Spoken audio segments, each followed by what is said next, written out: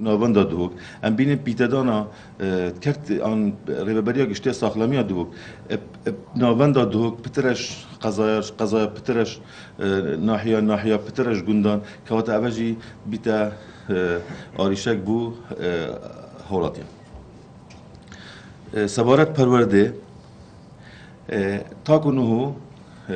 هبونا زیادتر جسه آن زیادتر جدو دوامان لقطابخانه که یا بیا آریشک زور گرنگ یعنی لبان قطابخانه هر وصا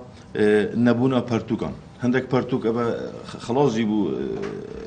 يعني دوام خلاص جيبو حتى انو كجي نجهشتنا وابصاله دهشتا افصاله هشتا ده كيمتر بن پرتوك جبر قيران آبوري وهر وصا ده اسناد كنسر پرتوكين بارو بيرا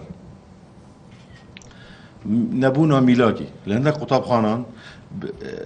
ميلاك نينا لهندك قطاب خانان لهندك قطاب خانان جي ميلاك زور زيادة لهندك قطاب خانان سي ما مستشنات بولا كده درسات بجن لهندك قطاب خانان محاضر بدسنا كبد کنفرانس نیو دولتیت که 2004 2005 و یادی ماه که 2011 بود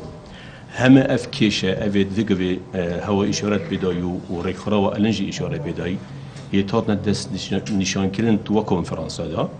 اف شکل که کل بجین گله که وردو یه زانستی بیلومتیت کنفرانس 2011 پترش پنجی شارزای بیانی مینا بون یه عراقی وید بیانیش ده و هریما کردستانه جمهورا بجدار انسان 200 کسی تایبندمند بود تیدا و هر سه کنفرانس هاجی اوید زانستی اوید هاتیا کردن سر آسی وزارت تندرستی پیشنیارو و که بجر مقترحات و توصیات مؤتمر تابع هاتیا بلند کردن بودجه پیوندیدار و تایبتی انجمانی وزیران بس بدا خواه هشوی گوی حتی دیگه چه